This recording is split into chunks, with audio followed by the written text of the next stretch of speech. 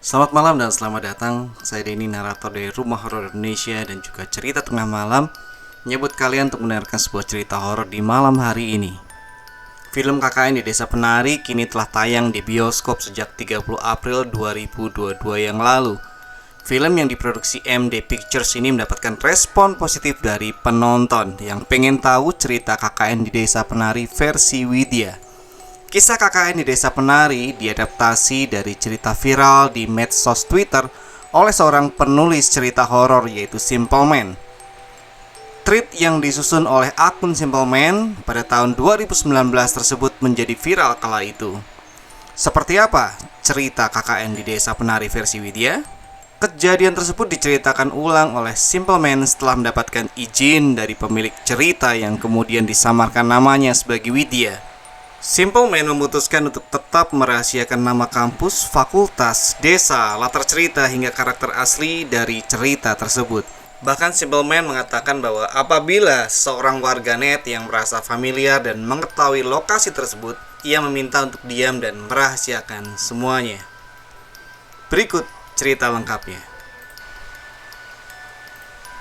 Semua anak angkatan 2005-2006 sudah hampir merampungkan persyaratan untuk mengikuti KKN yang harus dilakukan di beberapa desa sebagai syarat lanjutan untuk tugas skripsi. Dari semua wajah yang antusias itu, terlihat satu orang yang tampak menyendiri. Widya, begitu anak-anak lain memanggilnya. Ia tampak begitu gugup, menyepi, menyendiri, sampai panggilan telepon itu membuyarkan lamunannya. "Aku sudah dapat tempat KKN," kata di ujung telepon. Wajah muram itu berubah menjadi senyuman penuh harap. "Di mana?" "Di kota B, di sebuah desa di Kabupaten K. Banyak proker untuk dikerjakan. Tempatnya cocok untuk KKN kita." Saat itu juga Widya segera mengajukan prop KKN. Semua persyaratan sudah terpenuhi, kecuali kelengkapan anggota dalam setiap kelompok minimal harus melibatkan 2 fakultas berbeda pun dengan anggota minimal 6 orang. "Tenang," kata Ayu, perempuan yang tempo hari memberi kabar tempat KKN yang ia observasi bersama abangnya. Benar saja, tidak beberapa lama muncul Bima dengan Nur. Ia menyampaikan kelengkapan anggota 6 orang yang melibatkan 2 fakultas sudah disetujui. "Siapa yang sudah bergabung, Nur?" "Temanku, kakak tingkat, 2 angkatan di atas kita. Satunya lagi temannya." Lega sudah batin Widya. Surat keputusan KKN sudah disetujui semuanya. Terdiri dari 2 fakultas dengan proker kelompok dan individu untuk pengabdian di masyarakat yang akan diadakan kurang lebih sekitar 6 minggu. Hanya tinggal menunggu pembekalan sebelum keberangkatan. Jauh hari sebelum malam pembekalan, Widya berpamitan kepada orang tuanya tentang proses KKN yang wajib ia tempuh. Ketika orang tua Widya bertanya kemana proyek KKN mereka, terlihat wajah tidak suka dari raut ibunya. "Apa nggak ada tempat lain? Kenapa harus kota B?" Wajah ibunya menegang. "Di sana tempatnya bukannya hutan semua. Tidak bagus ditinggali oleh manusia." Namun setelah Widya menjelaskan bahwa sebelumnya sudah dilakukan observasi, wajah ibunya melunak. "Perasaan ibu nggak enak. Apa nggak bisa diundur 1 tahun lagi?" Widya enggan melakukannya. Maka meski berat, kedua orang tuanya pun terpaksa menyetujuinya. Hari pembekalan sebelum keberangkatan, Widya, Ayu, Bima, dan Nur matanya melihat ke sekeliling. Khawatir 2 orang yang seharusnya ikut pembekalan belum juga terlihat batang hidungnya. Sampai menjelang siang, 2 orang muncul, menyapa dan memperkenalkan dirinya di depan mereka, Wahyu dan Anton. Setelah basa-basi bertanya seputar rencana KKN dari A sampai Z selesai, mereka akhirnya berangkat. "Naik apa kita nanti?" kata Wahyu. "Elop mas," jawab Nur. "Sampai di desanya naik mobil FD." "Enggak mas, nanti berhenti di jalur hutan D. Nanti ada yang jemput," saut Nur. Mendengar itu, Widya bertanya ke Ayu, "Yuk, apa desanya nggak bisa dimasukin mobil?" Ayu hanya menggelengkan kepala. "Nggak bisa, tapi dekat kok dari jalan besar. 45 menit kemungkinan." Disinilah cerita ini dimulai. Sesuai apa yang Nur katakan, mobil berhenti di jalur masuk hutan D, menempuh perjalanan 4-5 jam dari kota S. Tanpa terasa, hari sudah mulai petang. Ditambah area dekat dengan hutan membuat pandangan mata terbatas. Belum sampai di sana, gerimis mulai turun. Lengkap sudah.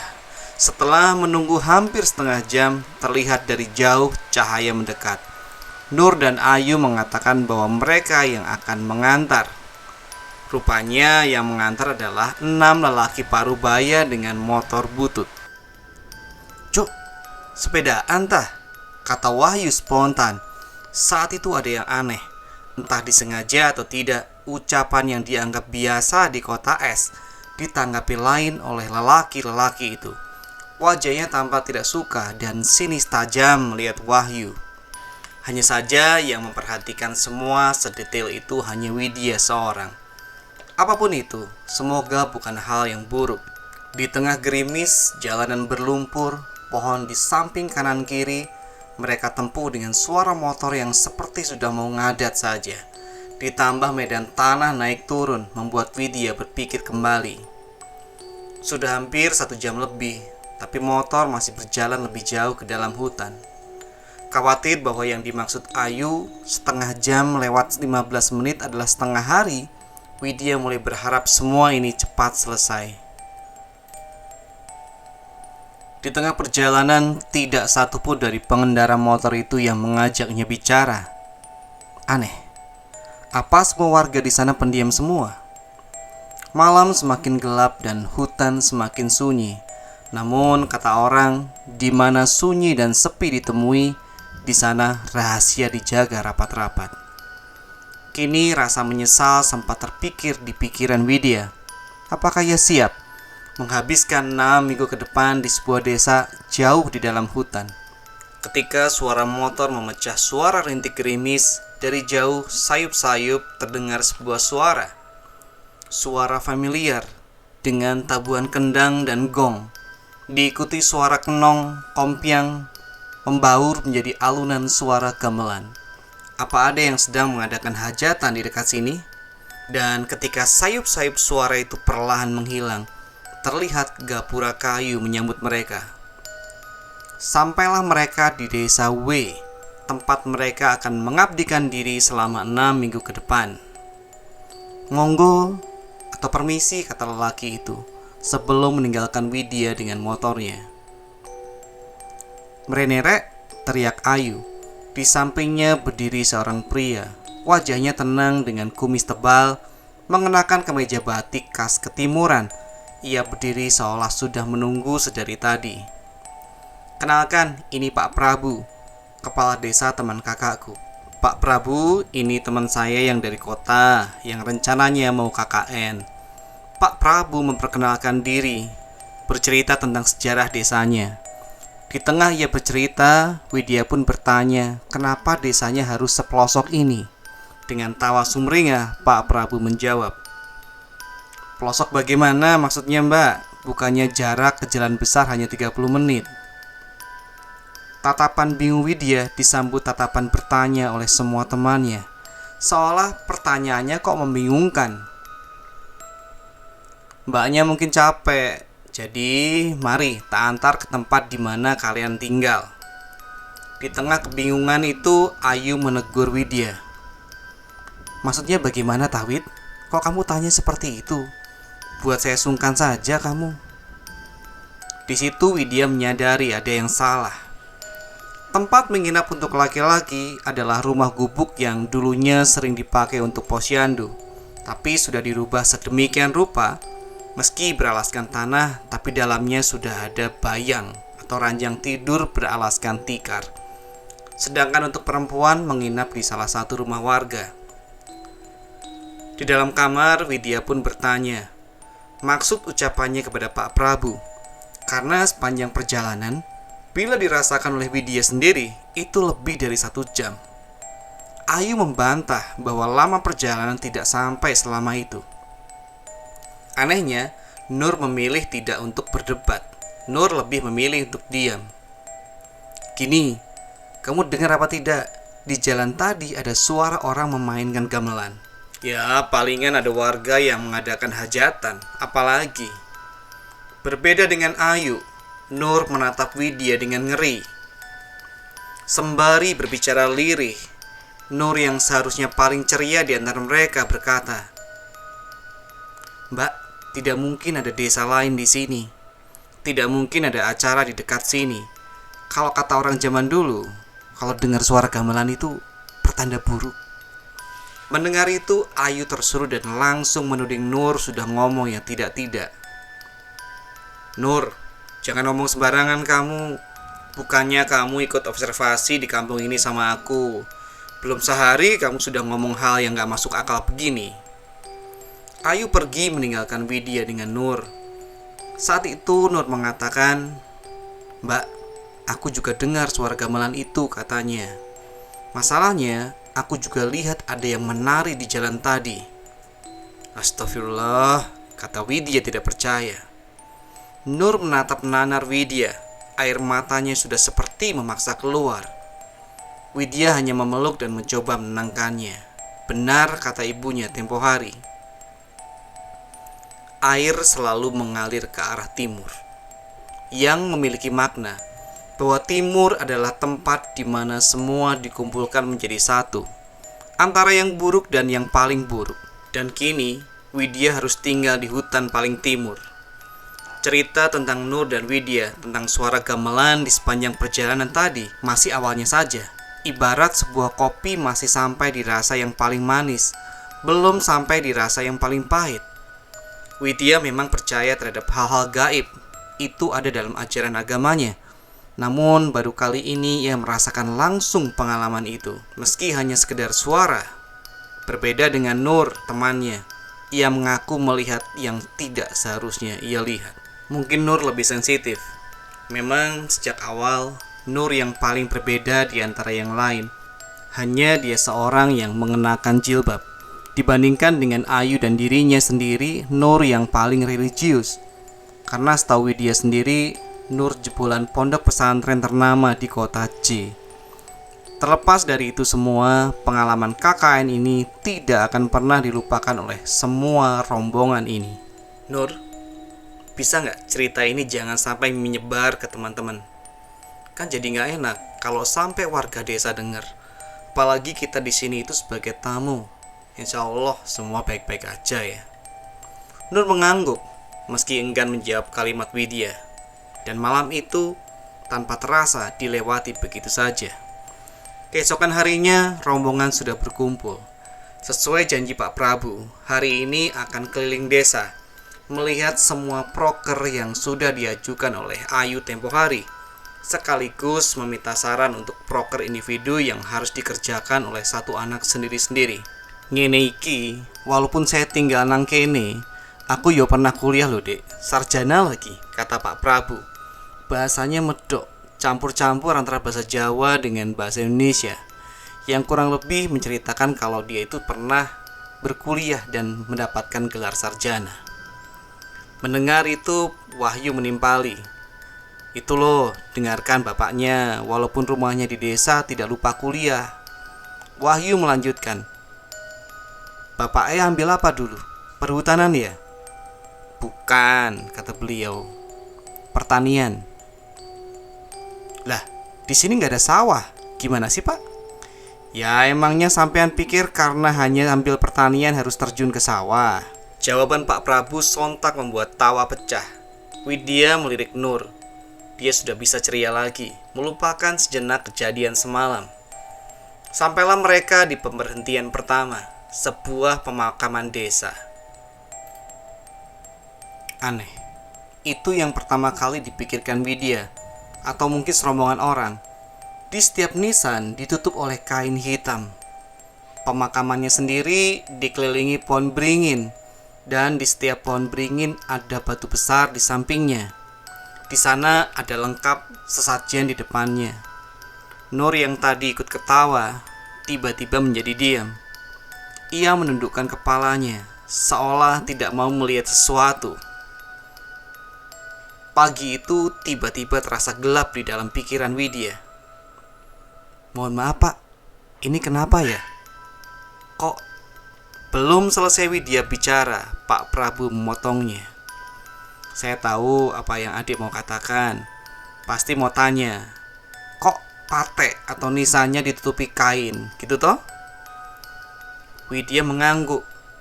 Rombongan menatap serius wajah Pak Prabu, terkecuali Wahyu dan Anton. Terlihat mereka tertawa kecil. Ini itu namanya sangkarso, kepercayaan orang sini. Jadi biar tahu, kalau ini loh pemakaman, terang Pak Prabu, yang jawabannya sama sekali tidak membuat serombongan anak puas. Sampai-sampai Wahyu dan Anton walaupun pelan sengaja menyindir, namun Pak Prabu bisa mendengarnya. Orang bodoh juga bisa membedakan kuburan dan lapangan bola, Pak. Pak Prabu yang awalnya tersenyum penuh dengan candaan, tiba-tiba diam. Raut wajahnya berubah dan tak tertebak.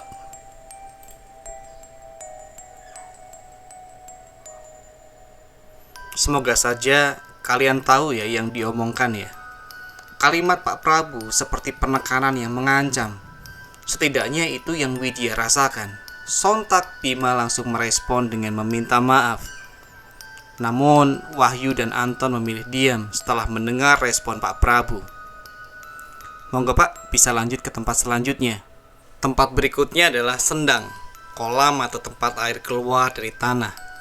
Pak Prabu mengatakan bahwa sendang ini bisa dijadikan proker paling menjanjikan. Tidak jauh dari sana ada sungai. Inginnya Pak Prabu sendang dan sungai bisa dihubungkan, jadi semacam jalan air. Tanpa terasa hari sudah siang.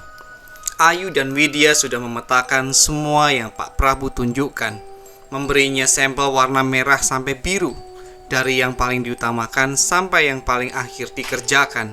Namun tetap saja, selama perjalanan Widya banyak menemukan keganjilan. Keganjilan yang paling mencolok adalah tidak satu atau dua kali, namun berkali-kali ia melihat banyak sajen yang diletakkan di atas tampah lengkap dengan bunga dan makanan yang diletakkan di sana. Ditambah bau kemenyan membuat Widya tidak tenang. Setiap kali mau bertanya, hati kecilnya selalu mengatakan bahwa itu bukan hal yang bagus. Nur, setelah dari sendang, ia minta izin kembali ke rumah karena badannya tidak enak. Dengan sukarela Bima yang mengantarkannya. Jadi observasi hanya dilakukan oleh 4 orang saja. Kemudian sampailah di titik paling menakutkan, Tipak Talas. Kalau kata Pak Prabu, sebuah batas di mana rombongan anak-anak dilarang keras melintasi sebuah setapak jalan yang dibuat serampangan. Di kiri dan kanan ada kain merah lengkap diikat oleh janur kuning layaknya pernikahan. Kenapa tidak boleh Pak? Tanya Ayu penasaran. Pak Prabu diam lama, seperti sudah mempersiapkan jawaban. Namun ia enggan mengatakannya. Itu adalah hutan belantara. Gak ada apa-apanya. Hanya mempertimbangkan, takutnya kalau kalian kesana hilang, tersesat, lalu bagaimana? Sekali lagi jawaban itu cukup membuat Widya yakin itu bukan yang sebenarnya. Namun perasaan merinding melihat jalan setapak itu nyata. Observasi berakhir ketika Pak Prabu mengantar rombongan kembali ke rumah beliau. Ketika kembali, Wahyu dan Anton bertanya, "Di mana kamar mandi?" Ia tidak menemukan tempat itu di tempat mereka menginap. Rupanya setiap rumah di desa ini tidak ada satupun yang punya kamar mandi. Alasan kenapa tidak ada satupun rumah yang memiliki kamar mandi adalah karena sulitnya akses air. Tapi Pak Prabu menjelaskan, di bagian selatan Sendang, samping sungai ada sebuah bilik dengan kendi besar di dalamnya. Di sana bisa digunakan untuk mandi.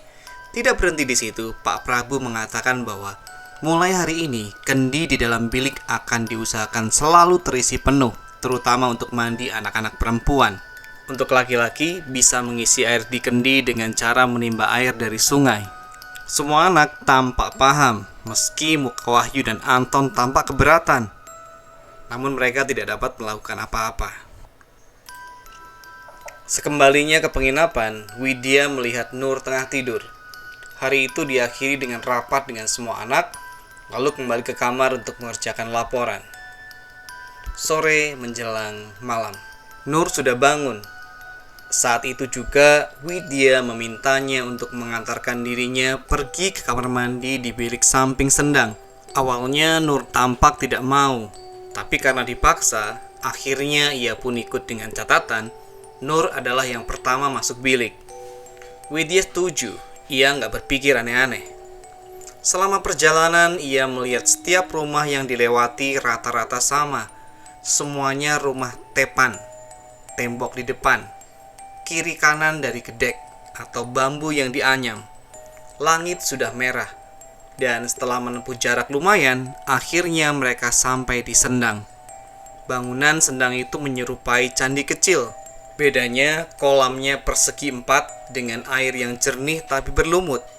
Setelah mencari-cari dari sendang, ketemulah bilik itu tepat di samping pohon asem yang besar sekali, rindang tapi mengerikan. Sempat ragu, tapi Widya bilang lanjut. Rupanya benar, ada kendi besar di dalam bilik itu. Air juga sudah penuh di dalam kendi. Nur pun masuk, sementara Widya menunggu di depan bilik. Matanya tidak bisa melepaskan diri dari bangunan sendang yang entah kenapa seolah menarik perhatiannya. Di sampingnya ada sesajen itu.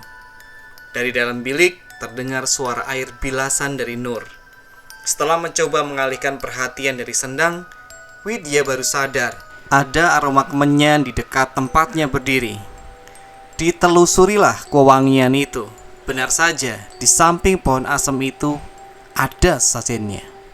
Yang lebih parah, bara dari kemenyan baru saja dibakar. Antara takut dan kaget, Widya kembali ke pintu bilik, dan dari dalam sudah tidak terdengar lagi suara air bilasan. Nur, Nur, teriak Widya sembari menggedor pintu kayu. Anehnya, hening. Tidak ada jawaban dari dalam. Masih berusaha memanggil, terdengar sayup suara lirih. Lirih sekali sampai Widya harus menempelkan telinganya di pintu bilik. Suara orang sedang berkidung. Kidungnya sendiri menyerupai kidung Jawa. Suaranya sangat lembut. Lembut sekali seperti seorang biduan. Nur, buka Nur, buka. Spontan Widya menggedor pintu dengan keras.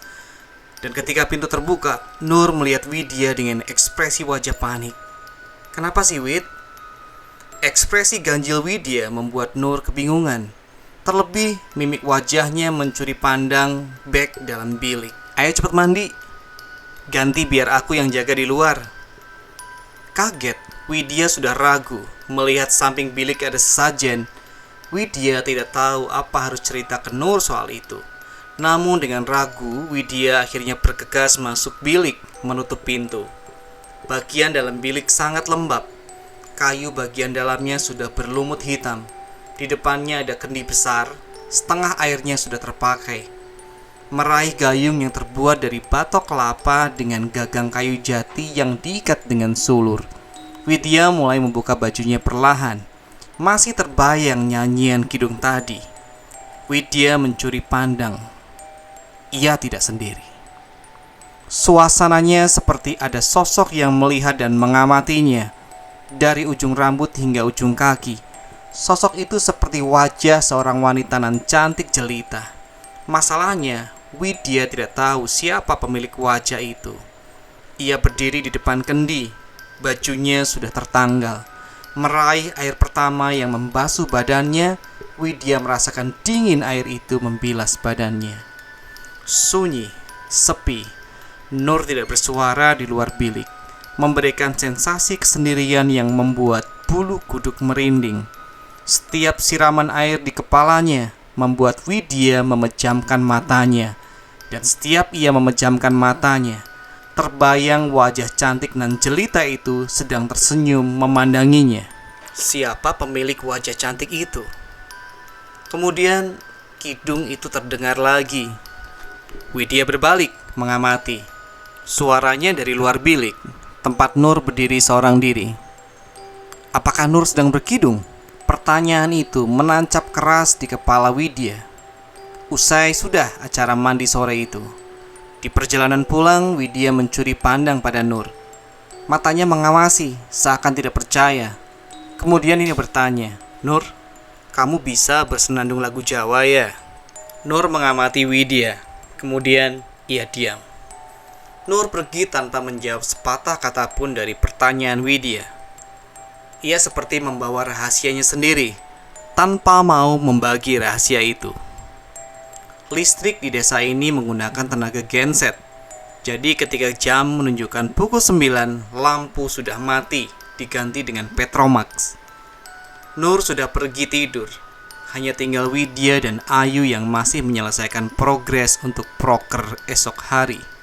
Widya masih teringat kejadian sore tadi.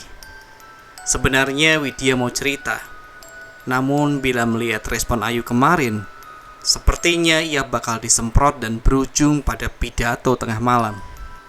Di tengah keheningan mereka mengharap progres, tiba-tiba Ayu mengatakan sesuatu yang membuat Widya tertarik. "Tadi aku sama Bima mengecek progres untuk pembuangan.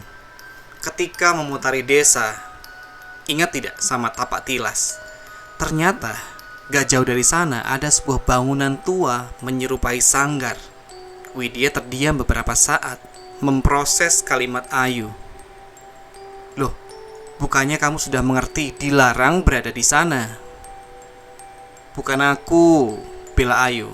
"Jadi yang mengajak awalnya si Bima. Katanya ada perempuan cantik.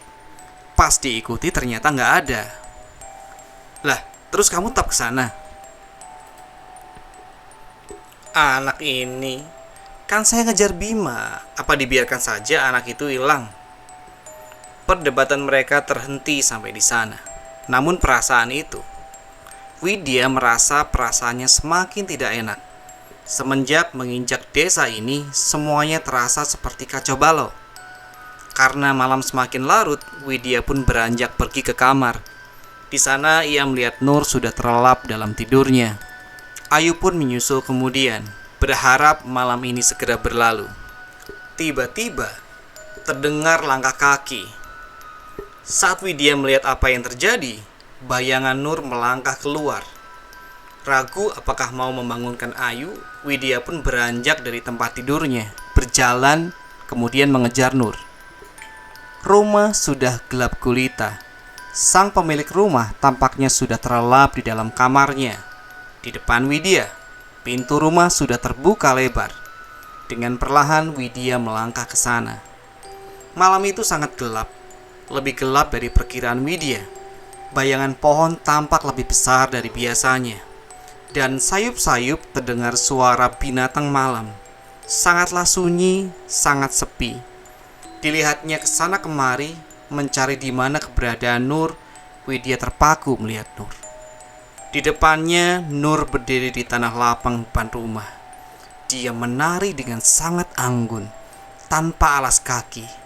Nur berlenggak-lenggok layaknya penari profesional. Widya termenung, mematung melihat temannya seperti itu. Ragu Widya mendekatinya. Tak pernah terpikirkan Nur bisa menari seperti ini. "Nur?" panggil Widya. Tapi sosok Nur seperti tidak mendengarkannya. Ia masih berlenggak-lenggok. Sorot matanya beberapa kali melirik Widya. Ngeri. Tiba-tiba bulu kuduk terasa berdiri ketika memandangnya. Dari jauh, sayup-sayup kendang terdengar lagi. Widya semakin dibuat takut. Tabuhan gamelan saut menyaut, campur aduk dengan tarian Nur yang seperti mengikuti alunan itu. Kaki seperti ingin lari dan melangkah masuk rumah. Tapi Nur semakin menggila. Ia masih menari dengan senyuman ganjil di bibirnya. Sampai akhirnya Widya memaksa Nur menghentikan tariannya. Ia berteriak meminta temannya agar berhenti bersikap aneh. Dan saat itulah wajah Nur berubah menjadi wajah yang sangat menakutkan. Sorot matanya tajam, dengan mata nyaris hitam semua. Widya menjerit sejadi-jadinya. Kali berikutnya, seseorang memegang Widya kuat sekali, menggoyangkannya sembari memanggil namanya. Wahyu. Widya melihat Wahyu yang menatapnya dengan tatapan bingung plus takut. Malam-malam ngapain anjir? Nari sendirian di sini seorang diri. Jeritan Widya rupanya membangunkan semua orang, termasuk si pemilik rumah. Widya melihat sorot mata semua orang yang memandangnya, tak terkecuali Nur, yang rupanya baru saja keluar dari dalam rumah. "Ada apa sih, Nak?" Kalimat itulah yang pertama kali Widya dengar. Si pemilik rumah tampak khawatir, namun Widya lebih tertuju pada Nur. Ia juga memandang dirinya. Mereka sama-sama termangu, memandang satu sama lain. Kejadian itu diakhiri dengan cerita Wahyu. Wahyu menceritakan semuanya. Awalnya ia hanya ingin menghisap rokok sembari duduk di teras posyandu. Kemudian ia tidak sengaja melihat seseorang sendirian menari-nari di tanah lapang. Karena penasaran, Wahyu mendekat. Sampai Wahyu baru sadar bila yang menari itu adalah Widya. Semua yang mendengarkan cerita Wahyu hanya bisa menatap nanar. Tidak ada yang berkomentar. Si pemilik rumah akhirnya menyuruh mereka semua bubar dan masuk ke dalam rumah lagi karena hari semakin larut. Si pemilik rumah berjanji akan menceritakan ini kepada Pak Prabu. Namun ada satu hal yang sengaja Wahyu tidak ceritakan. Nanti ia akan menjelaskan semuanya. Namun malam itu benar-benar malam yang gila. Seolah-olah menjadi pembuka rangkaian kejadian yang akan mereka hadapi di sela tugas KKN mereka ke dalam situasi yang paling serius. Semua orang sudah berkumpul memenuhi panggilan Pak Prabu. Beliau bertanya tentang bagaimana kronologi kejadian. Ayu mengaku tidak tahu. Widya mengatakan ia sedang mengejar Nur yang pergi keluar rumah. Namun Nur mengatakan ia hanya pergi ke dapur untuk mencari air minum. Semua penjelasan itu tidak membantu sama sekali. Namun tampak dari raut muka Pak Prabu, ia lebih tertarik bagaimana Widya bisa menari bila latar belakangnya saja ia mengaku tidak pernah belajar menari sebelumnya. Hari itu Pak Prabu meminta Widya, Ayu, dan Wahyu menemaninya. Nur pergi, ia masih harus mengerjakan proker individualnya. Dengan berbekal motor butut yang tempo hari digunakan untuk mengantar mereka masuk ke desa ini, kali ini digunakan untuk mengantar mereka ke rumah seseorang. Wahyu dengan Widya, Pak Prabu berboncengan dengan Ayu. Jalur yang mereka tempuh hampir sama dengan jalur yang tempo hari. Anehnya, kali ini Widya merasakan sendiri. Untuk sampai ke jalan raya tidak sampai 1 jam, malah tidak sampai 30 menit. Lalu, bagaimana bisa ia merasakan waktu selambat itu pada malam orang-orang desa menjemputnya? Rumah yang Pak Prabu datangi melintasi jalan besar, lalu masuk lagi ke sebuah jalan setapak buatan. Rumahnya bagus, malah bisa dibilang paling bagus dibandingkan rumah orang-orang desa. Hanya saja, rumah itu berdiri di tengah sisi hutan belantara lain, berpagar batu bata merah dengan banyak bambu kuning. Rumah itu terlihat sangat tua, namun masih enak dipandang mata.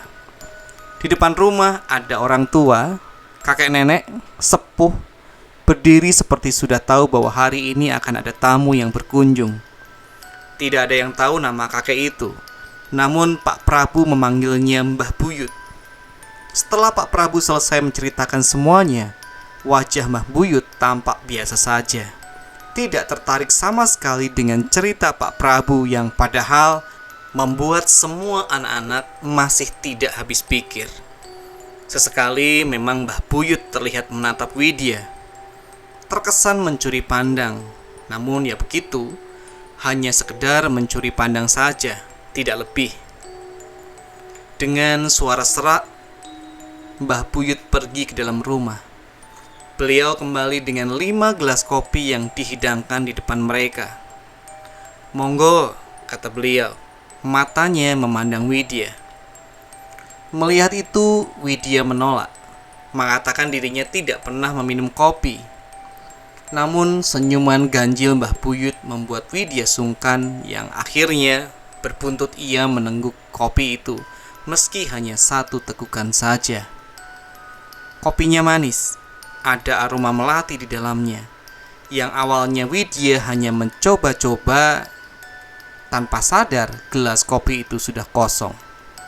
Tidak hanya Widya, semua orang ditegur agar mencicipi kopi buatan beliau. Katanya tidak baik menolak pemberian tuan rumah. Semua akhirnya mencobanya. Berikutnya Wahyu dan Ayu kaget setengah mati, sampai harus menyemburkan kopi yang ia teguk.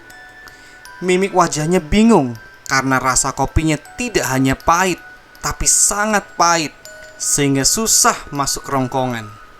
Anehnya, Pak Prabu meneguk kopi itu biasa saja. Begini, kata Mbah Buyut. Beliau menggunakan bahasa Jawa halus sekali, sampai ucapannya kadang tidak bisa dipahami semua anak. Ada kalimat penari dan penunggu, namun yang lainnya tidak dapat dicerna. Ia menunjuk Widya tepat di depan wajahnya. Mimik wajahnya sangat serius. Pak Prabu mendengarkan dengan seksama lalu berpamitan pulang. Sebelum mereka pulang, Mbah Buyut memberi kunir atau kunyit tepat di dahi Widya. Katanya untuk menjaga Widya saja. Kunjungan itu sama sekali tidak diketahui tujuannya.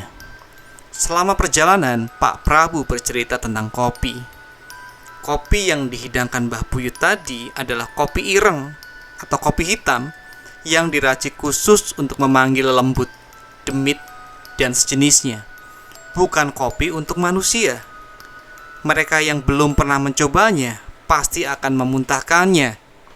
Namun, bagi lembut dan sebangsanya, kopi itu manis sekali. Semua anak memandang Widya. Namun Pak Prabu segera mengatakan hal lain. Mohon maaf ya nak ya, kamu ada yang mengikuti. Selain mengatakan itu, Pak Prabu juga mengatakan bahwa tidak perlu takut, karena Widya tidak akan serta-merta diapa-apakan, hanya diikuti saja. Yang lebih penting, Widya tidak boleh dibiarkan sendirian. Harus selalu ada yang menemaninya. Untuk itu, Pak Prabu punya gagasan. Mulai malam ini, mereka akan tinggal dalam satu rumah, hanya dipisahkan oleh sekat dari bambu anyam. Pak Prabu hanya meminta satu hal, jangan melanggar etika dan norma saja. Pertemuan itu juga diminta untuk tidak diceritakan kepada siapapun, bahkan Nur, Anton, dan Bima. Tempat tinggal mereka yang baru tepat ada di ujung, cukup besar, dan bekas rumah keluarga yang merantau. Sekaligus hal ini menjawab pertanyaan kenapa jarang ditemui anak seumuran mereka di desa ini. Rupanya kebanyakan anak-anak yang sudah akil balik pasti pergi merantau. Di belakang rumah ada batu kali yang cukup besar, hitam warnanya, dengan beberapa pohon pisang dan dikelilingi daun tuntas. Anton awalnya tidak setuju mereka pindah, karena atmosfer rumahnya yang memang tidak enak dan itu bisa terlihat dari luar. Namun ini perintah dari Pak Prabu. Setelah kejadian itu, Ayu sedikit menghindari Widya. Widya paham akan hal itu, namun Wahyu sebaliknya. Ia mendekati Widya dan memberi semangat agar tidak mencerna mentah-mentah pesan orang tua itu. Di sini Wahyu bercerita tentang kejadian yang tidak ia ceritakan di malam kejadian itu. Wid, temanmu yang cowok itu baik-baik saja kah? Maksudnya mas? Temanmu itu setiap larut malam keluar Wid, entah kemana. Terus biasanya baru balik pagi. Apa sedang mengerjakan proker, tapi kok harus malam? Gak ngerti aku mas. Terus kata Wahyu, aku sering mendengar anak itu ngomong sendirian di dalam kamar. Gak mungkin lah mas. Sumpah, gak cuma itu, kadang dia tertawa sendirian. Gila kali anak itu. Bima itu religius mas, gak mungkin aneh-aneh. Ya udah, tanya Anton kalau gak percaya. Malam sebelum kejadian itu, Bima sebenarnya ada di kejadian. Dia cuma lihat kamu dari jendela. Paham kamu sekarang? Gila itu anak. Widya diam lama, memproses kalimat itu. Ia melihat Wahyu pergi dengan raut wajah kesal. Malam semua anak sudah berkumpul, Nur ada di kamar, dia sedang sholat. Widya di ruang tengah sendirian, sedangkan Ayu, Wahyu, dan Anton ngobrol di teras rumah. Bima ada pertemuan dengan Pak Prabu. Sebelum suara kidung terdengar lagi. Suaranya dari arah dapur. Untuk mencapai dapur, Widya melewati kamar. Di sana Nur sedang bersujud. Semakin lama, suaranya semakin terdengar dengan jelas. Dapur rumah ini hanya ditutup dengan tirai. Saat Widya menyibak tirai, ia melihat Nur sedang meneguk air dari kendi, lengkap dengan mukenanya. Widya mematung, diam lama sekali, sampai Nur yang meneguk dari kendi melihatnya.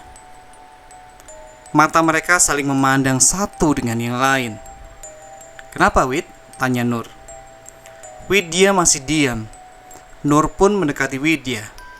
Sontak Widya langsung lari dan melihat isi kamar. Di sana tidak ada Nur. "Ada apa tas sebenarnya?" tanya Nur yang sekarang di samping Widya. Ia memegang bahu Widya. Dingin. Tangan Widya masih gemetaran sampai semua anak melihat mereka kemudian mendekatinya. "Kenapa kok ramai sekali?" tegur Ayu. "Gak tahu. Anak ini ditanya dari tadi gak jawab-jawab." "Lapa, Wid? Kenapa, Wid?" Wahyu mendekati. "Tanganmu kenapa gemetaran begini? Ada apa sih?" tanya Anton. "Nur, ambilkan air gitu loh. Kok malah diam saja?" tegur Anton. Nur kembali dengan teko kendi yang tadi. Dia memberikannya pada Widya, dan Widya kemudian meneguknya. Lalu tiba-tiba Widya diam lagi, membuat semua orang bingung. Tangan kiri Widya masih memegang teko, sedangkan tangan kanannya terangkat lalu masuk ke dalam mulut. Di sana Widya berusaha mengambil sesuatu.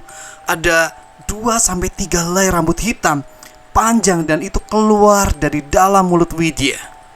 Semua orang yang menyaksikannya beringsut mundur, kaget. Begitu penutup tekonya dibuka, di dalamnya ada segumpal rambut, benar-benar segumpal rambut dengan air di dalamnya. Nur yang melihatnya langsung bereaksi. "Tadi aku juga minum dari situ, gak tahu ada begituannya." Widya muntah sejadi-jadinya. Saat keadaan tegang seperti itu, Anton tiba-tiba mengatakan, "Kamu diincar ya, Wid?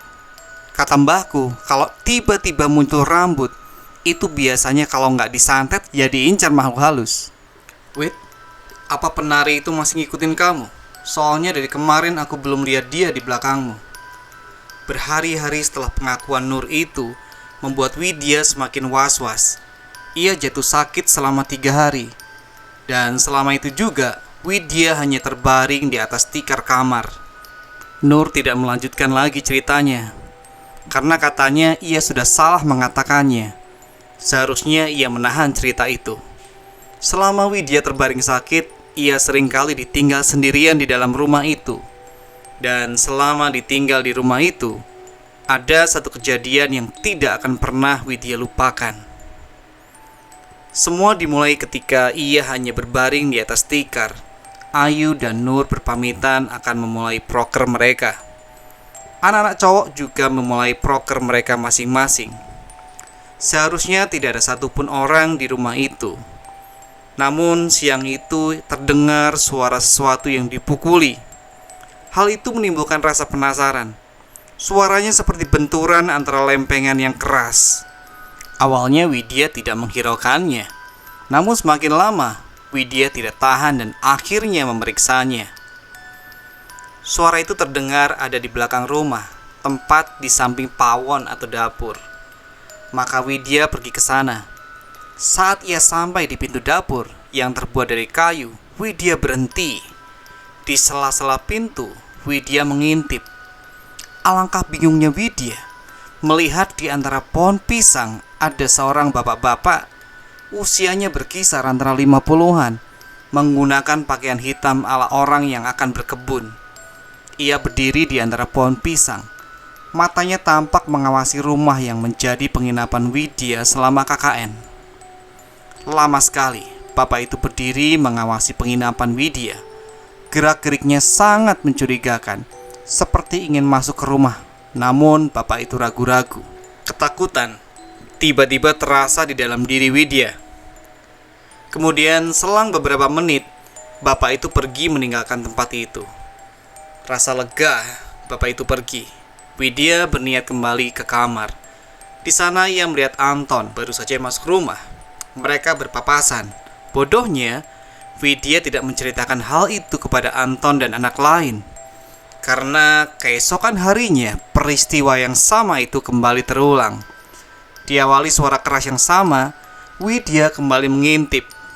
Kali ini, bapak itu lebih berani.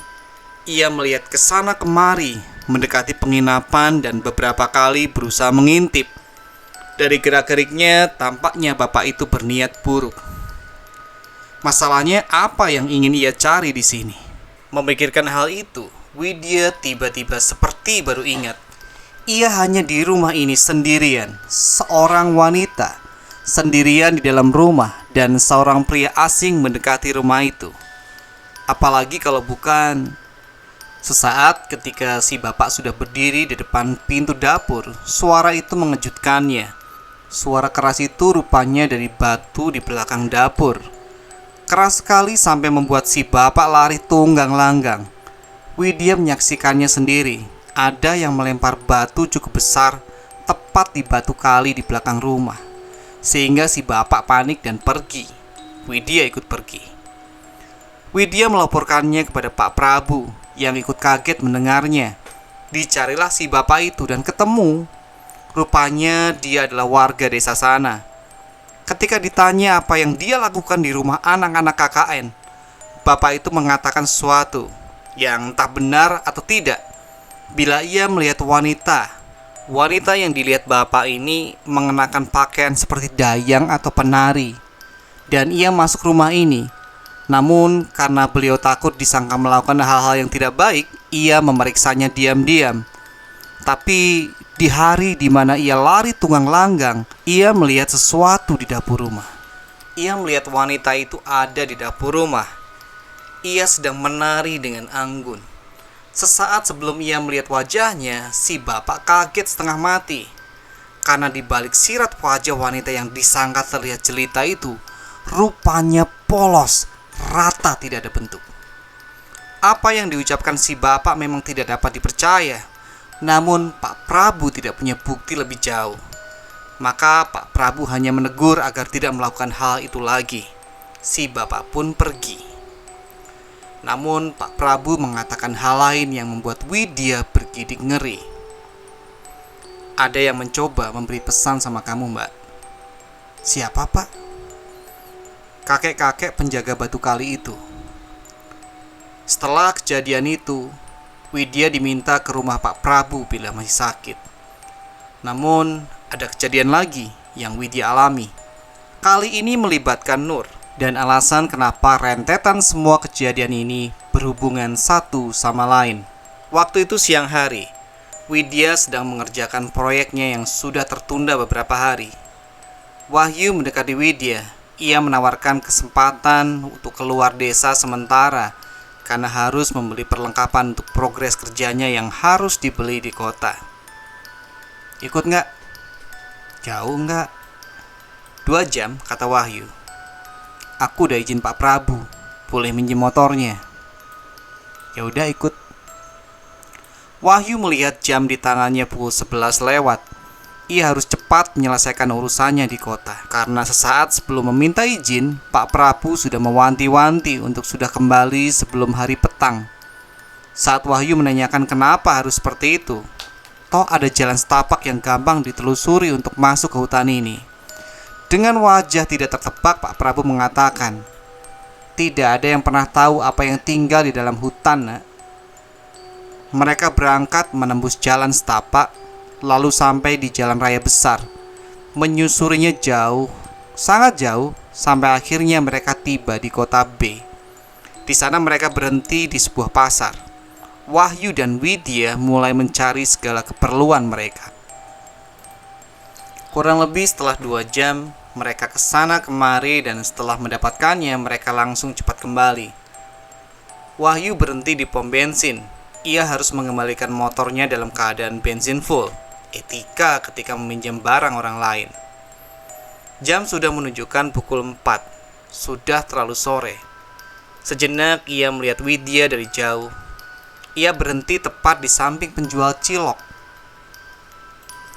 Ketika Wahyu sampai di sana, ia membeli beberapa cilok untuk Widya dan dirinya sendiri. Saat itulah si penjual cilok melihatnya seperti ingin menyampaikan sesuatu. "Masnya pendatang?" kata orang asing itu. "Tidak, Pak, saya hanya KKN di sini." "Tetap saja, orang luar kan?"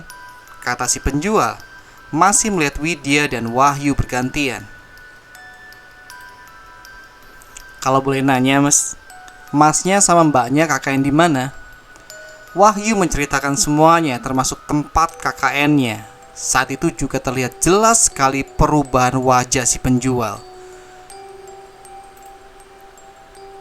"Loh, berarti sebentar lagi kamu akan lewat hutan, D?" "Iya, Pak." Loh, haladalah. "Sudah jam segini, Mas. Apa nggak bisa besok saja, Mas? Cari saja penginapan, soalnya jam segini sudah jarang ada yang lewat," kata si bapak. "Enggak, Pak, saya lanjut aja," kata Wahyu. "Gini, Mas, bisa saya minta waktunya sebentar?"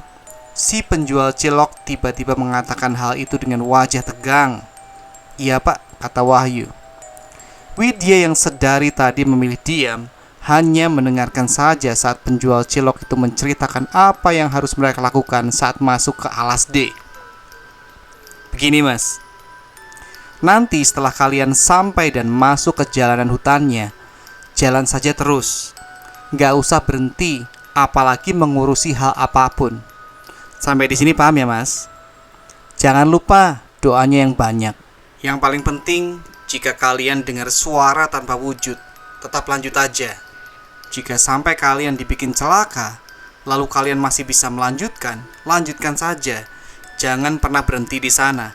Yang penting tidak usah dipedulikan. Kalian percaya saja, doanya juga diutamakan." Widya tidak pernah mendengar ada orang yang sampai bercerita dengan mimik wajah yang tegang. Bahkan bibirnya gemetar saat menceritakan. "Saya doakan kalian selamat sampai tujuan." Tepat ketika langit sudah kemerahan, mereka melanjutkan perjalanan. Di belakang, Widya mulai merasakan angin dingin melewatinya begitu saja. Tidak pernah disangka, jalan masuk hutan lebih gelap ketika petang sudah mulai menjelang. Cahaya motor yang dikendari Wahyu menembus kegelapan malam. Kilasan pohon hutan di samping kiri kanan jalan menjadi pemandangan tak terelakkan. Hanya suara motor yang mampu menghidupkan sepi senyap di sepanjang jalan. Karena benar saja, tak ditemui satupun pengendara lain di sini. Wahyu mencoba mencairkan suasana dengan berandai-andai bagaimana bila motor mogok atau ban meletus di tengah antara hutan ini sementara belum ditemui satu pengendara yang lewat. Widya hanya menanggapi kecut, takut bila pengandaian Wahyu terjadi pada mereka. Dan benar saja, motor mereka ngadat tepat setelah Wahyu mengatakan itu. Widya diam 1000 bahasa. Hal kurang pintar dari manusia sejak dulu kala adalah memikirkan sesuatu yang buruk di kondisi yang buruk, yang bahkan tidak seharusnya mereka lakukan, manakala doa bisa saja dikabulkan sewaktu-waktu. "Jalan saja dulu, biar aku bisa tetap memantau kamu," kata Wahyu. Sudah tak tahan mendengar berapa kali kata "goblok" keluar dari mulut Widya sepanjang mereka berjalan sendirian menyusuri jalan ini. Sembari mencoba menstarter motor, entah berapa lama mereka berjalan dan masih belum ditemui satupun pengendara yang dimintai pertolongan. Wahyu masih melihat Widya berjalan sendirian di depan. Tak sekalipun wajahnya menengok Wahyu, seolah Wahyu sudah melakukan kesalahan paling fatal yang pernah Wahyu buat. Sampai langkah kakinya berhenti. Widya menghentikan langkah kakinya. Wahyu yang melihat itu tiba-tiba merasa ada sesuatu yang salah. Pasti. "Kalau sampai kamu kesurupan, benar-benar keterlaluan kamu. Apa nggak bisa lihat kondisiku dari tadi capek dorong motor?" Widya melihat Wahyu. Mata mereka saling memandang satu sama lain. "Yuk, dengar tidak? Ada suara hajatan." Bukan mengatakan Widya sinting, tapi Wahyu juga mendengarnya dan suara itu tak jauh dari tempat mereka. "Wid, ingat gak kata penjual cilok?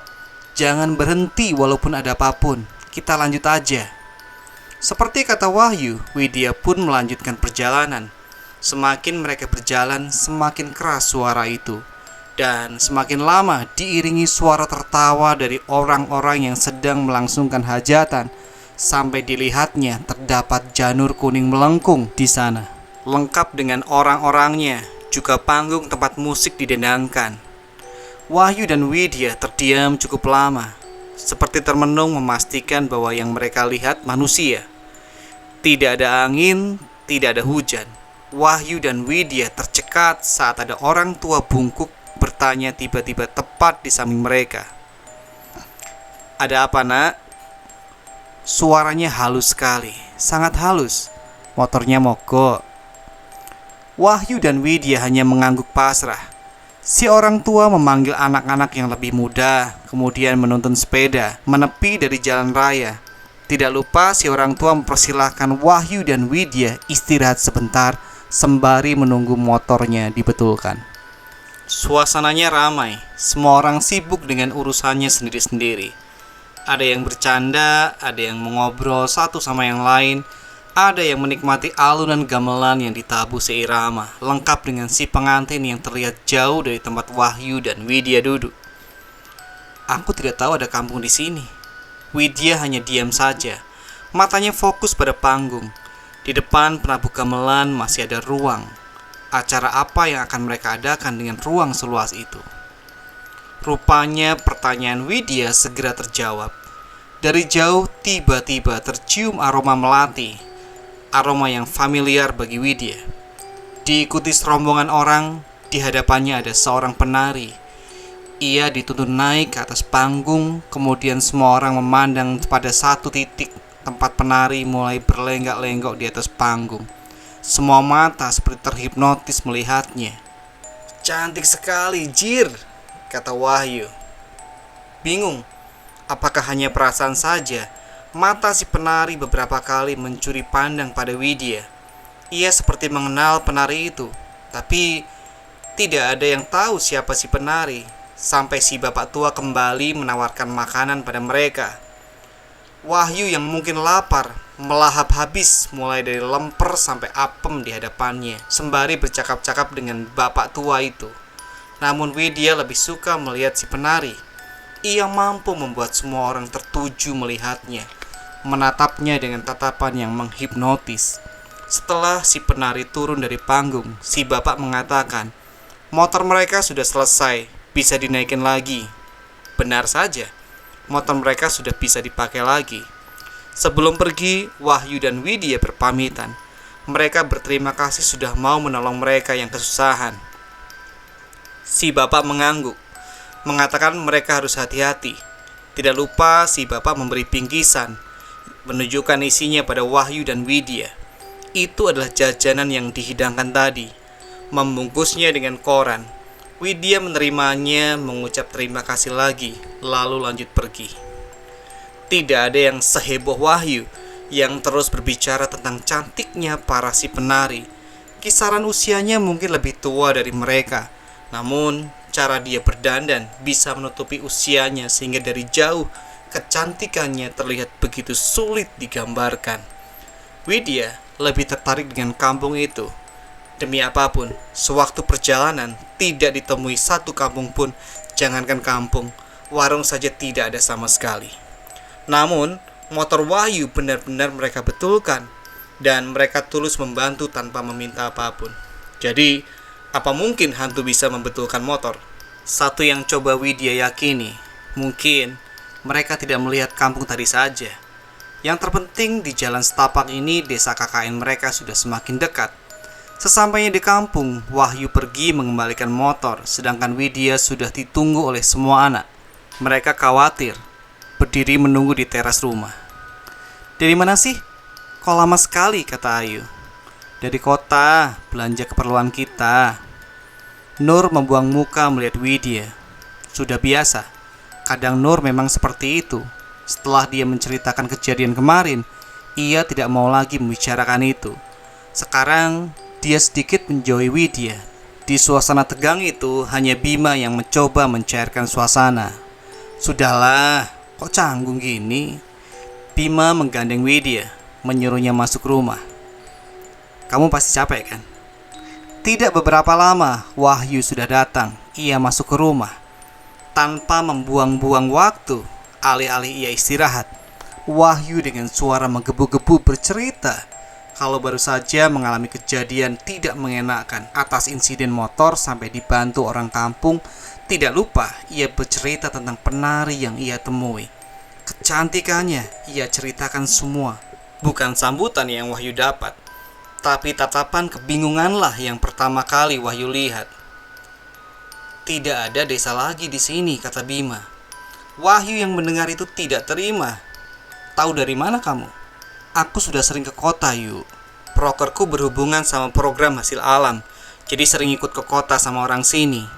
Sampai sekarang aku belum nemuin satu lagi kampung dekat sini. Bicara apa nipu? Kata Wahyu geram. Mas, memang gak ada lagi desa di sini. Kan sudah pernah dibahas dulu. Kalian kalau gak percaya tak kasih bukti kalau ada desa lain di sekitar sini. Widya yang sedari tadi diam tiba-tiba ditarik oleh Wahyu. Tanya sama Widya kalau tidak percaya. Widya masih diam lama. Sementara yang lain menunggu Widya berbicara. Hal yang membuat Widya bingung adalah kopi. Sadar atau tidak, Widya sempat merasakan aroma kopi yang manis itu di jajanan yang ia cicipi. Rasanya sama persis. Karena tidak sabar, Wahyu membuka paksa tas Widya dan mengambil bingkisan itu. Bukan koran lagi yang Wahyu temuin, namun daun pisang yang terbungkus di jajanan pemberian bapak tua itu. Tepat ketika Wahyu membuka bingkisan itu, semua orang kaget melihat isi di dalam bingkisan itu. Berlendir dan aromanya sangat amis. Tidak salah lagi, di dalam bingkisan itu adalah kepala monyet yang masih segar dengan darah di daun pisangnya. Setelah kejadian malam itu, Wahyu mengurung diri dalam kamar 3 hari lamanya. Kadang ia masih tidak percaya dengan hal itu. Namun bila mengingat bagaimana kepala monyet itu jatuh dari tangannya, rasa mualnya akan kembali, membuat Wahyu harus memuntahkan isi perutnya. Widya hanya mengulang kalimat Mbah Buyut. Jangan menolak pemberian tuan rumah. Sejatinya Wahyu dan Widya sudah benar. Meski ia tahu semua itu ganjil, namun mereka harus tetap mencicipinya. Yang jadi masalahnya, hanya Widya yang sadar bahwa yang menemani mereka bukanlah manusia. Seandainya saja Widya mengatakan keganjilan itu kepada Wahyu, menolak pertolongan mereka, menolak pemberian mereka, mungkin jalan cerita semua ini akan benar-benar berbeda. Bisa saja justru penolakan seperti itu akan mendatangkan balak atau bencana bagi mereka. Apapun itu, Widya sudah mengerti satu hal. Ada hubungan yang secara tidak langsung tentang dirinya dan sang penari. Malam itu, Widya baru selesai melihat prokernya yang dibantu beberapa warga desa. Ketika langit sudah gelap gulita, Widya menyusuri jalan setapak desa. Seperti biasa, suara binatang malam mulai terdengar. Ia terus berjalan sampai melihat rumah tempat mereka menginap. Seharusnya yang lain sudah ada di rumah. Entah mencicil laporan proker atau mungkin sejenak beristirahat. Namun anehnya, lampu Petromax yang seharusnya menyala di depan rumah mati, membuat rumah itu terlihat lebih sunyi, kelam, dan mengerikan. Seolah rumah itu memanggil namanya. Wes biasa, batin Widya memantapkan hatinya. Rumah ini memang masih terbilang baru bagi Widya dan yang lainnya. Namun, tempo hari mendengar bahwa ada penunggu di belakang rumah membuat Widya kadang tidak tenang. Dan beberapa kejadian ganjil hampir pernah Widya alami. Hanya saja apa yang Widya alami, apakah juga mereka alami? Hanya saja mereka menutupi dan lebih memilih diam. Kini Widya sudah ada di depan pintu. Mengetuknya, mengucap salam, dan kemudian melangkah masuk. Dilihatnya ruang tengah, tempat biasa Ayu ada di sana menulis laporan. Sayangnya tidak ada Ayu di sana, hanya ruangan kosong. Di teras pun sama, seharusnya Wahyu dan Anto ada di sana, sedang bercanda seputar apa yang mereka lakukan hari ini, ditemani asap rokok dari mulut mereka, atau suara Nur yang sedang mengaji, dan Bima yang entah apa ia lakukan. Selama tinggal di rumah ini, hanya Bima yang masih terasa asing bagi Widya. Sayangnya malam itu tak ditemui satupun penghuni rumah. Apakah Widya terlalu sore untuk pulang, sedangkan yang lain masih sibuk mengurus proker mereka masing-masing bersama warga? Entahlah. Widya bersiap masuk ke kamar. Sesaat, sekelebat perasaan tak nyaman itu muncul.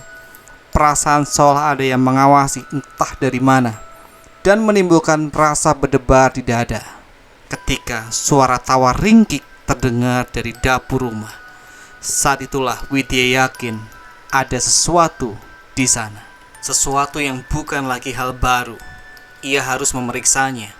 Ketika Widya menyibak tirai, ia melihat Nur duduk di sebuah kursi kayu. Matanya menatap lurus tempat Widya berdiri. Ia masih mengenakan mukena putihnya, seolah-olah ia baru menunaikan sholat dan belum menanggalkan mukenanya. Hanya saja, kenapa ia duduk diam seperti itu? "Nur, ngapain?" kata Widya. Nur masih diam, matanya seperti mata orang yang kosong. Saat itulah Widya melihat Nur menundukkan kepalanya dengan posisi duduk itu, seakan-akan ia tertidur di atas kursi kayunya, membuat Widya panik mendekatinya. Widya menggoyang badannya, namun Nur bergeming.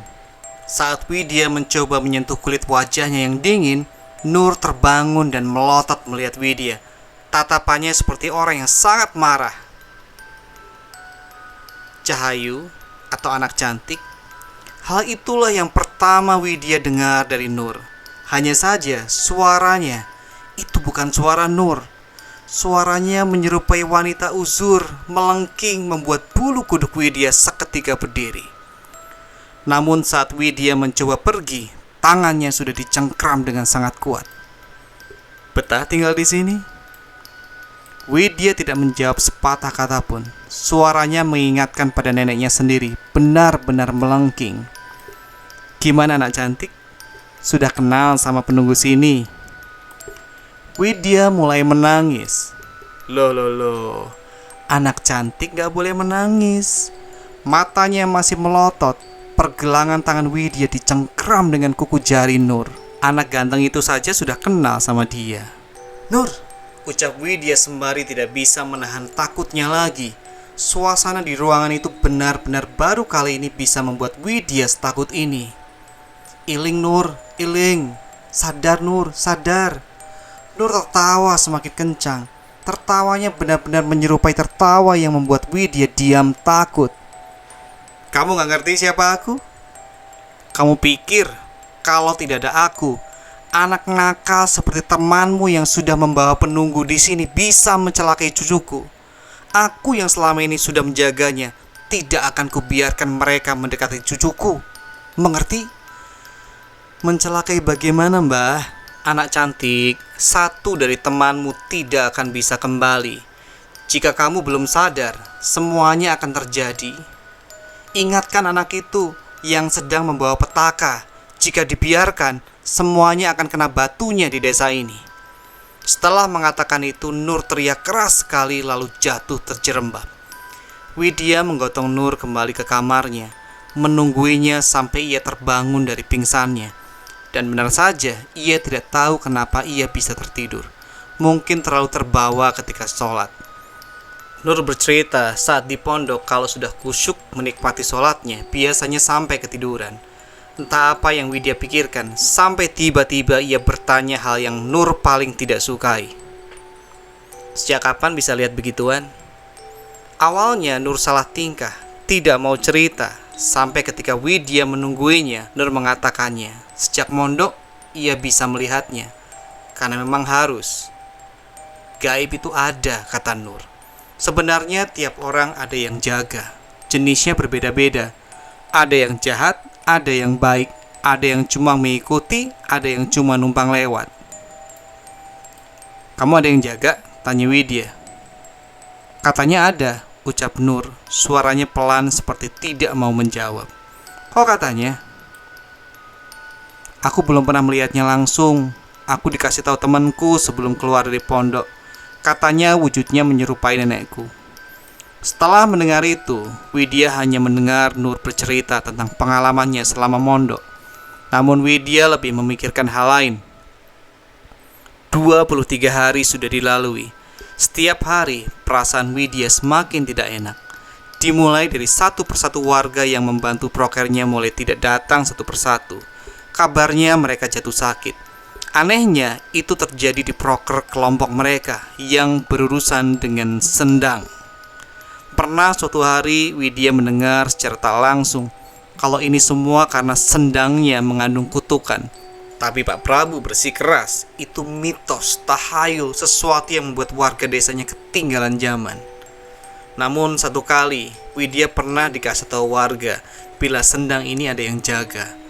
Katanya sendang ini dulu sering digunakan untuk mandi oleh dia. Dia yang diceritakan ini tidak pernah disebut warga. Namun yang mencurigakan dari kasus ini adalah nama sendangnya adalah sendang kembar. Sendang kembar. Widya selalu mengulangi kalimat itu. Sendang kembar. Membuat Widya semakin penasaran. Alasan kenapa Pak Prabu memasukkan ini menjadi proker adalah agar air sungai dapat dialirkan ke sendang ini, sehingga warga tidak perlu lagi jauh-jauh mengambil air ke sungai yang tanahnya terjal, namun seperti ada yang ganjil. Malam itu, Ayu mengumpulkan semua anak perihal masalah yang mereka hadapi. Hampir setengah warga yang membantu proker mereka tidak mau melanjutkan pekerjaannya. Alasannya bermacam-macam, sibuk berkebun sampai badannya sakit semua. Dari semua anak yang punya usul, hanya Bima yang tidak seantusias yang lain. Di malam itu juga, Widya ingat yang dikatakan Wahyu setiap malam. Bima pergi keluar, entah apa yang dilakukannya. Widya sengaja begadang hanya untuk memastikan, dan ternyata benar. Malam itu, Bima pergi keluar rumah. Widya masuk ke kamar Bima. Di sanalah Wahyu sama Anto.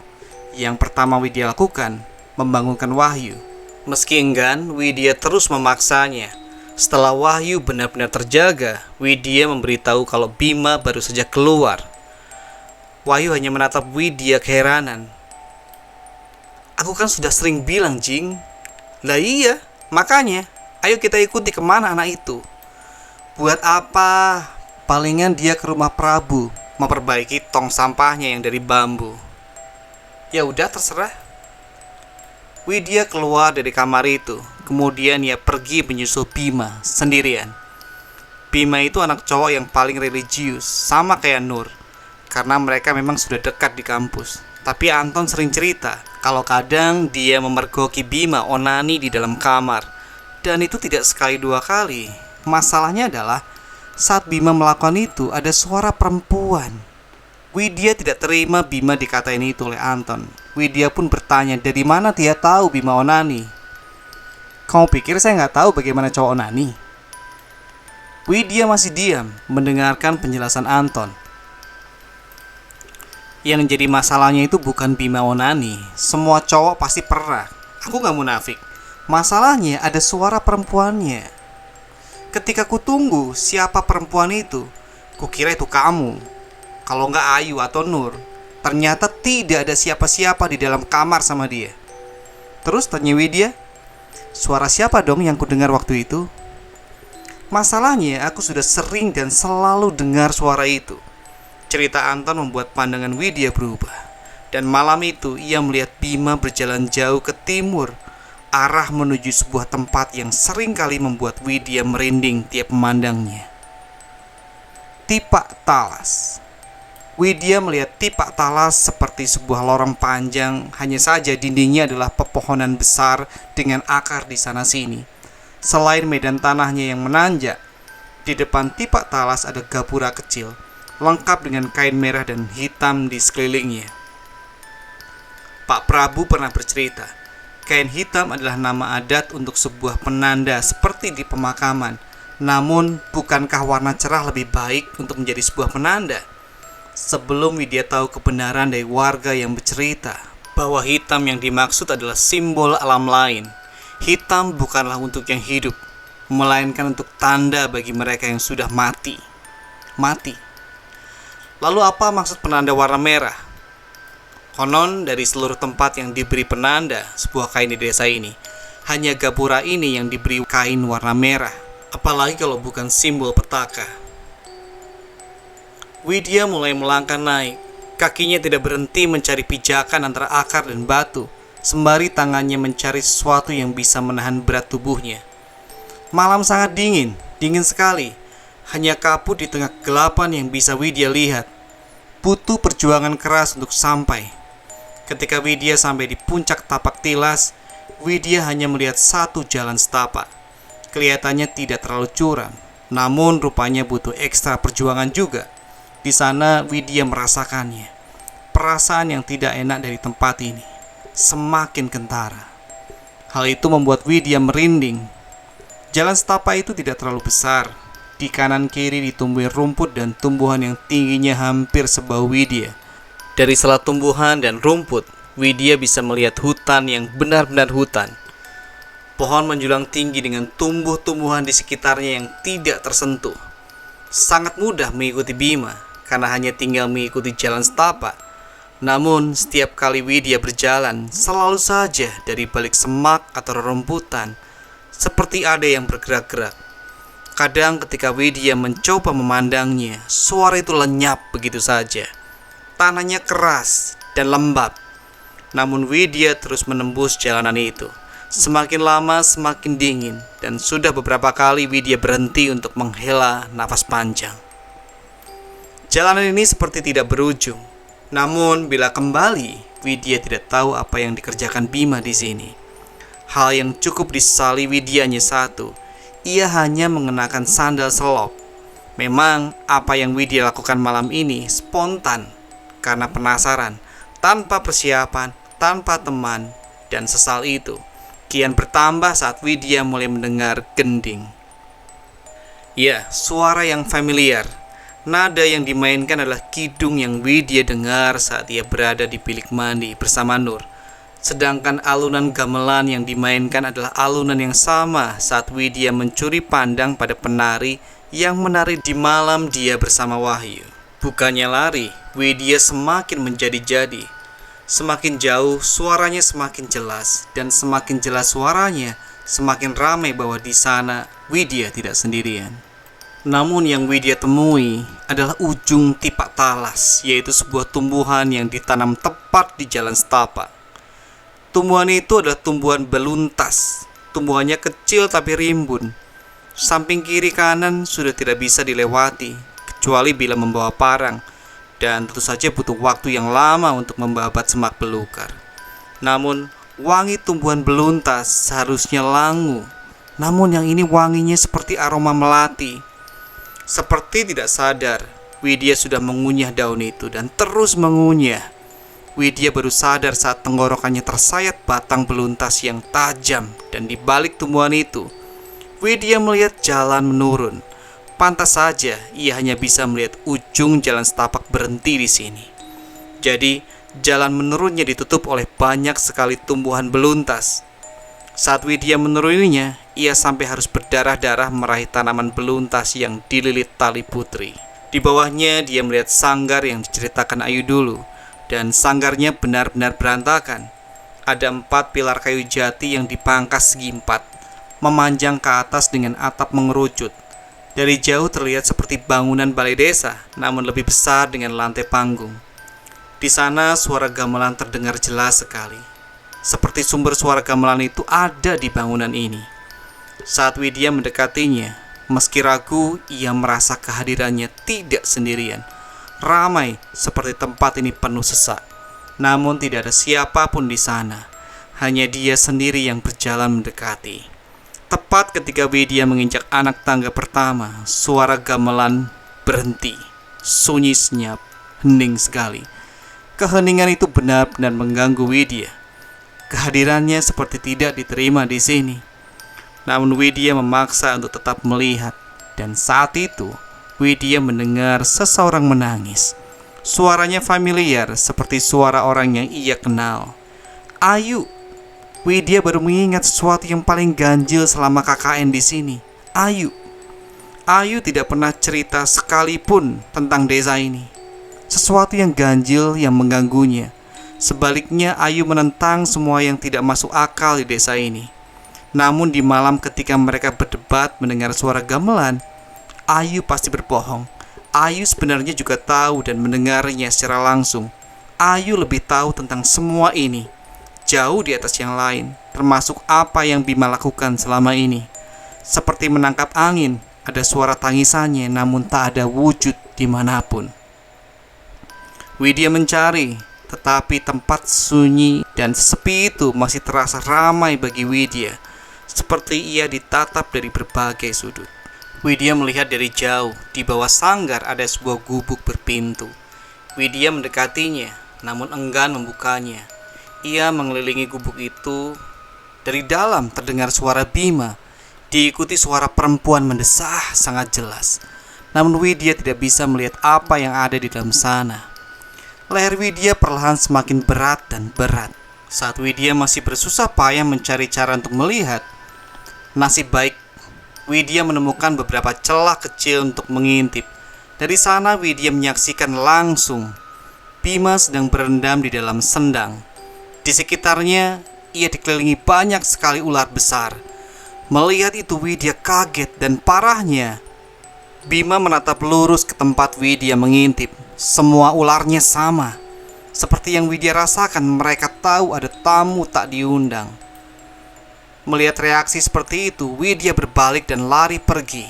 Saat lari itulah suara tabuhan gong diikuti suara kendang terdengar lagi.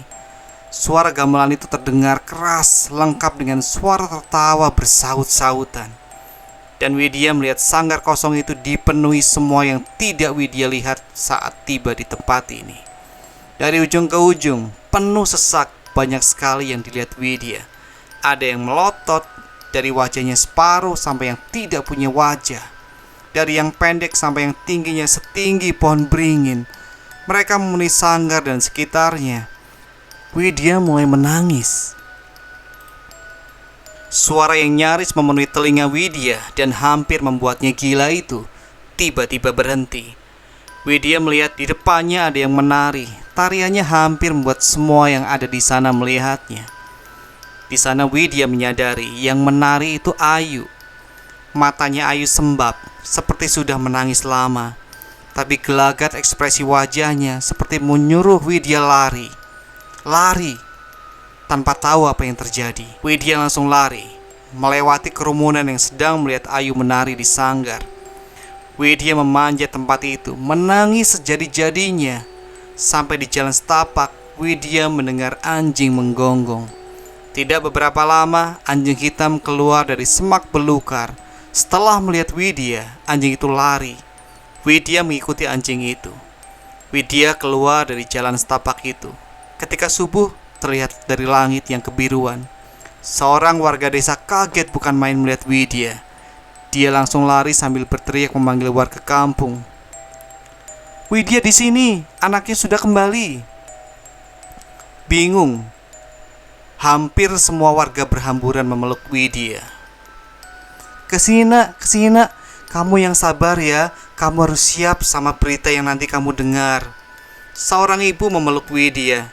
Di matanya ia seperti menahan tangis. Widya diam tidak mengerti. Si ibu menggandeng Widya. Widya masih diam, seperti orang linglung.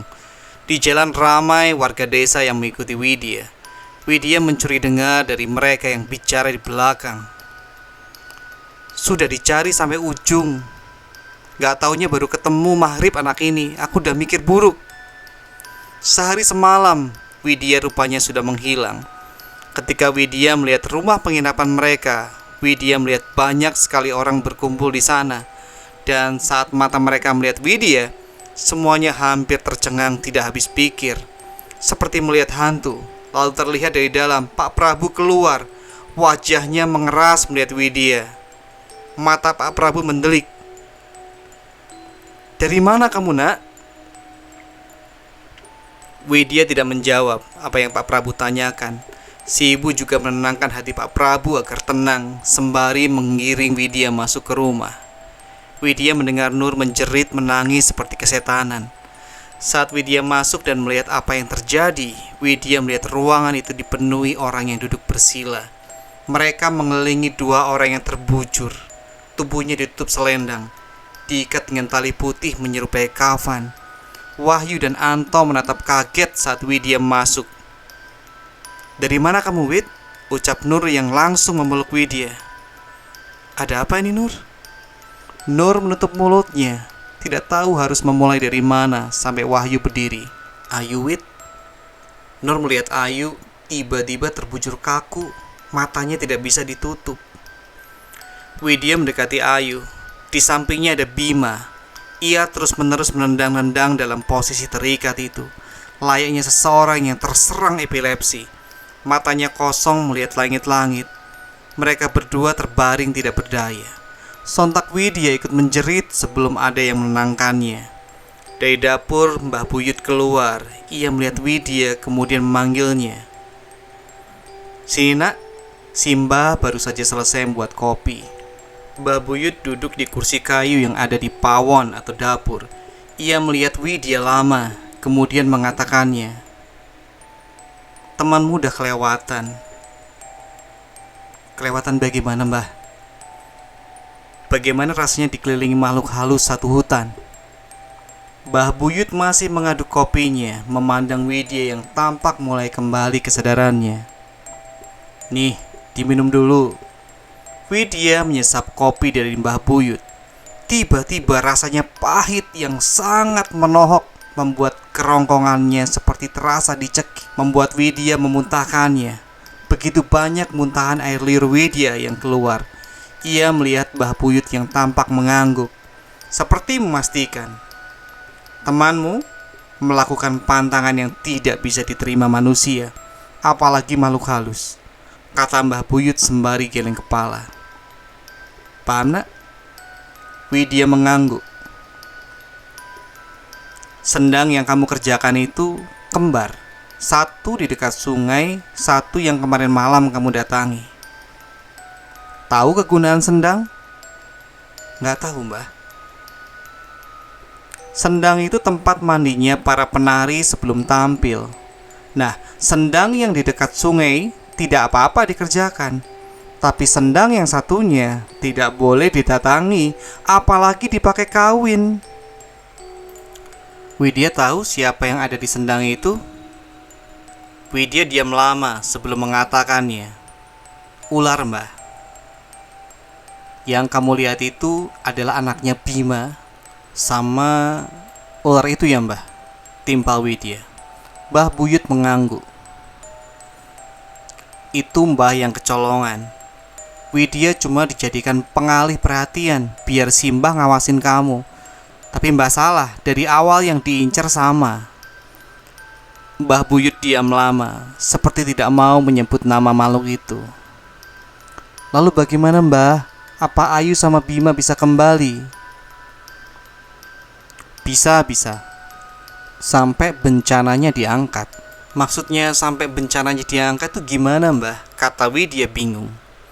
"Bima sama Ayu sudah kelewatan. Sekarang dia harus menanggung apa yang dia perbuat. Ayu sekarang harus menari mengelilingi hutan ini, tampil menari di setiap jengkal tanah ini.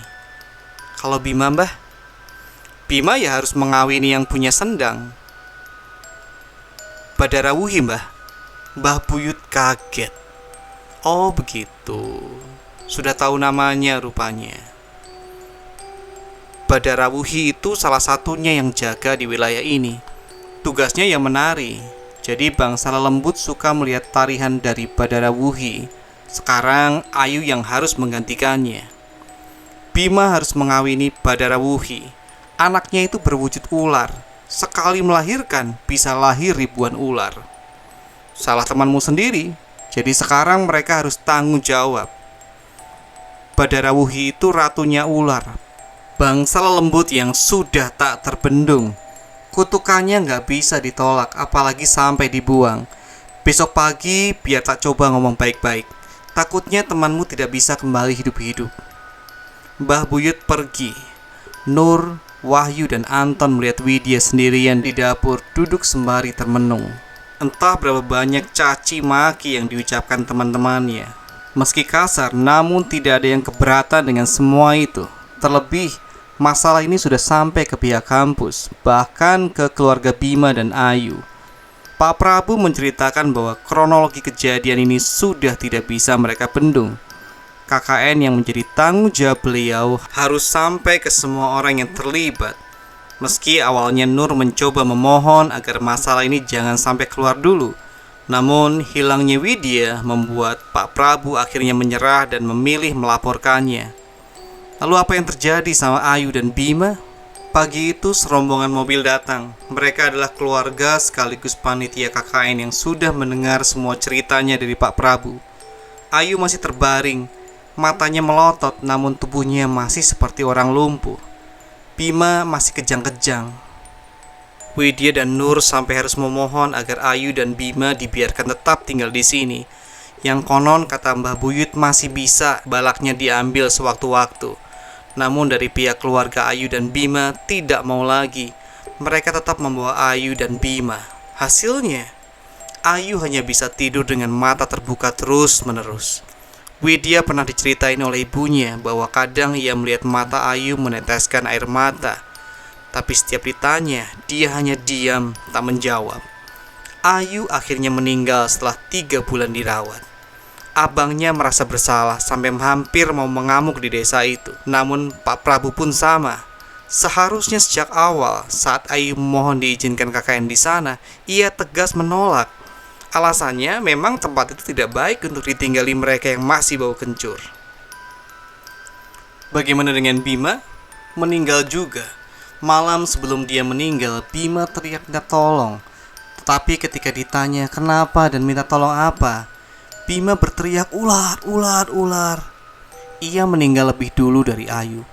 Tubuhnya dikebumikan. Orang tuanya awalnya masih mau memperpanjang masalah ini sama pihak kampus, tapi akhirnya dicabut dengan catatan KKN tidak lagi diadakan di Timur Jawa lagi. Sejak saat itu, kampus ini hanya memperbolehkan KKN ke arah barat dan tidak lagi di timur, apalagi di desa yang jauh. Oke, sekian teman-teman cerita horor untuk malam hari ini. Kita bisa ambil hikmahnya ya. Dimanapun kita berada, kita perlu menjunjung tinggi aturan yang ada di sana. Jaga nilai-nilai akhlak mulia dan moralitas yang baik. Terima kasih teman-teman sudah mendengarkan cerita ini sampai akhir. Sampai ketemu di cerita horor berikutnya. Selamat malam, selamat beristirahat.